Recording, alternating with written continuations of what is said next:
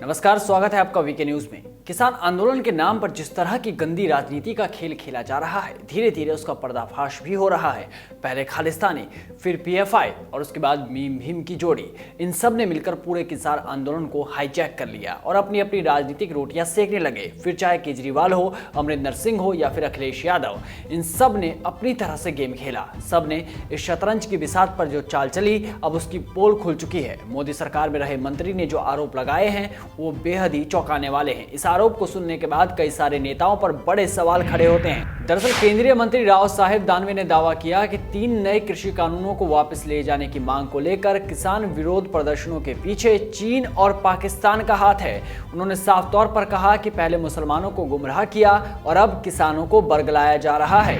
बाकीच्या लोकांना ते मान्य नाही। हे आंदोलन चाललंय शेतकऱ्याचं आंदोलन नाही, त्याच्या पाठीमागे चायनाचा आणि पाकिस्तानचा हात आहे।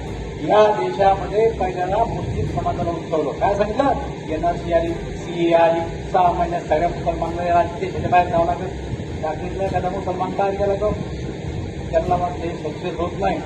आता ते शांत झालं। आता शेतकऱ्यांना सांगू राहिलं की सरकार तुम्हाला कोट्यात घालून राहिलं। हे बाहेरच्या देशाचं षडयंत्र आहे। आपल्या देशातल्या शेतकऱ्यांना त्याचा विचार केला पाहिजे। आता प्रश्न आहे की आता काही प्रश्न निर्माण झाले, काय सांगितलं की आता आमच्या सारख्या कापसं वाया गेले, माल वाया गेले।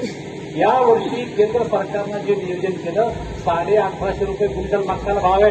गेल्या वर्षी 1100 मक्का विकली, आता 1150 सरकारी खरेदी आहे आणि बाजारात तरी 1600 रुपयापेक्षा कमी खरेदी होती झाली। आता सोयाबीन 42 रुपये सोयाबीन आहे। सरकार म्हणतं जर तुम्हाला दरअसल ये बात उन्होंने महाराष्ट्र के जालना जिले के बदनापुर तालुका में कोल्टे तकली में कही। यहाँ वो एक स्वास्थ्य केंद्र के उद्घाटन के लिए पहुंचे थे। उन्होंने कहा जो आंदोलन चल रहा है वो किसानों का नहीं है, इसके पीछे चीन और पाकिस्तान का हाथ है। इस देश में मुसलमानों को पहले भड़काया गया, उन्हें क्या कहा गया, एनआरसी आ रहा है, सीएए आ रहा है और 6 महीने में मुसलमानों को इस देश को छोड़ना होगा।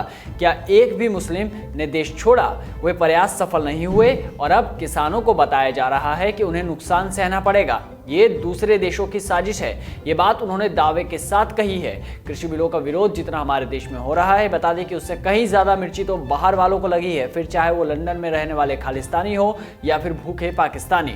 इन सबको बस एक मुद्दा मिला और ये सभी भेड़ चाल में पीछे पीछे चल पड़े। जो नेता कभी इन्हीं बिलों का समर्थन करते आ रहे थे, आज वो भी विरोध कर रहे हैं, फिर चाहे उसमें कांग्रेस हो या फिर शरद पवार। अब राव साहेब ने जो बात कही उससे विरोधियों के पेट में मरोड़ तो पैदा होनी ही थी, तो फिर शिवसेना इसमें कैसे पीछे हटती। शिवसेना के प्रवक्ता और पूर्व केंद्रीय मंत्री अरविंद सावंत ने कहा कि महाराष्ट्र में सत्ता गंवाने के कारण भाजपा नेता अपने होश में नहीं है, उन्हें पता ही नहीं है कि वे क्या बोल रहे हैं। शायद अरविंद जी ये भूल गए कि कभी शरद पवार कृषि मंत्रालय संभाल रहे थे, तब चिट्ठी लिख लिख कर मंत्रियों से गुहार लगाते थे और आज वो कह रहे हैं कि इन बिलों से नुकसान होगा।